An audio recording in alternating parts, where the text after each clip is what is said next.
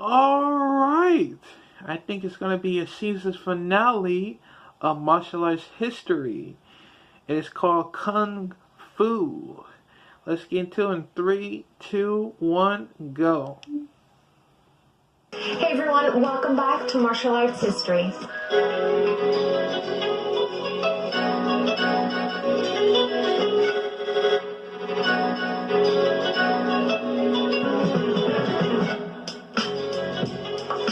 The martial art for today is Kung Fu.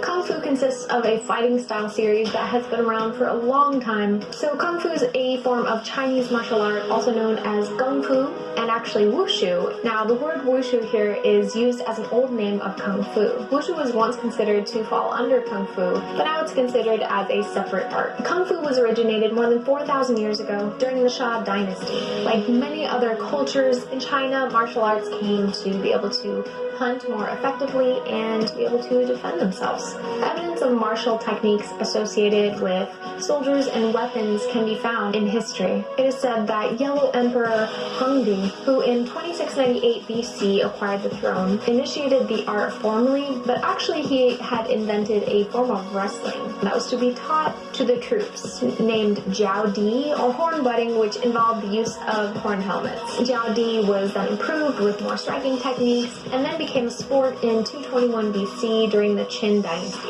In the beginning, Kung Fu was known as an elite art, and only those with power and that status could practice, but now obviously it's opened up to the general public, thankfully, and it's considered as a traditional sport and very common martial art. In modern times, Kung Fu has its unique existence in China as a traditional heritage and has greatly influenced the lives of many people. And of course, Kung Fu has a lot of philosophical and spiritual aspects, and religion has always played an important role. Kung Fu is actually typically associated with Buddhism and incorporated a lot of the Buddhist meditations. Some Kung Fu practices and practitioners still focus on that. You know, a majority of Kung Fu masters have promoted the idea of their religion and philosophies and meditations based off of religions such as Taoism, Shintoism, and Hinduism. Kung Fu is not just about the amazing movements associated with it, it's also very embedded in Chinese philosophies. The best Kung Fu practitioners use both the mind and the body, moreover merging the mental and physical movements. Taoyin, a martial arts technique, has been practiced by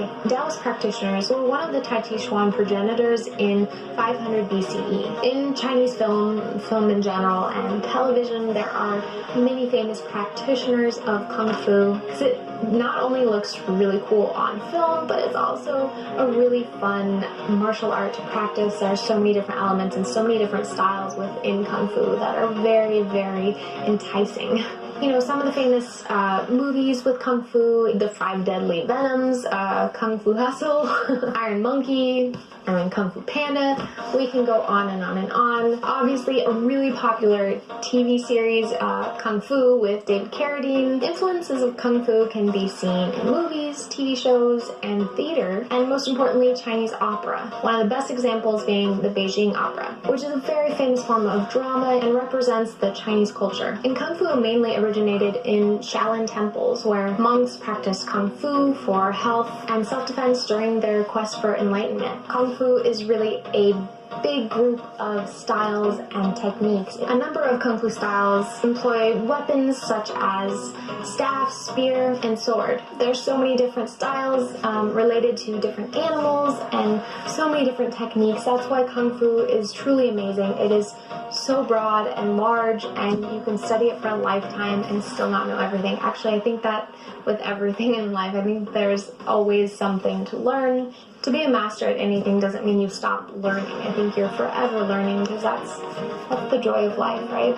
I've personally studied Shaolin Kung Fu for many years, and maybe that's the reason it's one of my favorite martial arts. I think it's so beautiful, and if I have to perform something for film, I usually go to a few go-to Shaolin Kung Fu katas or forms because I really think they're beautiful. They show flexibility and strength and speed. I just really think Kung Fu overall is one of the funnest martial arts. I remember my dad, who is my main martial arts instructor, would challenge me to create a form at least once a week based off of a random animal, just to get that creativity going. And it's just super fun, it's very freeing, and to move in different ways that you don't naturally move is very exciting. So, there's so many different styles you can try within Kung Fu, but most importantly, what I think is so great about Kung Fu is just the mentality and the philosophies behind the Chinese martial art. There's no intention of hurting one another. The intention is really just to enlighten oneself and to have the best health and fitness possible, and of course to be able to defend yourself like many martial arts. So it truly is a very fun martial art. Again, Shaolin Kung Fu is one of my favorites, so I hope you enjoyed this episode. This concludes my martial arts history series for now.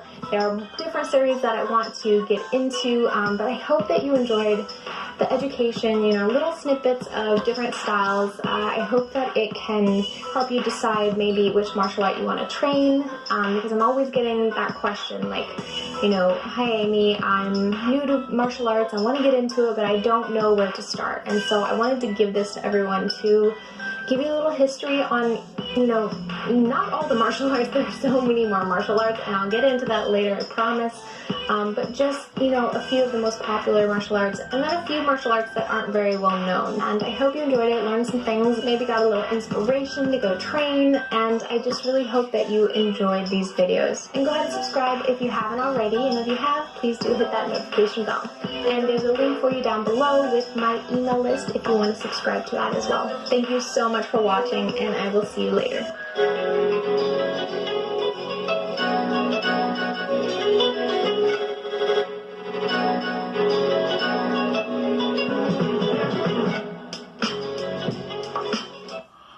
Alright, I think that's it for martial arts history.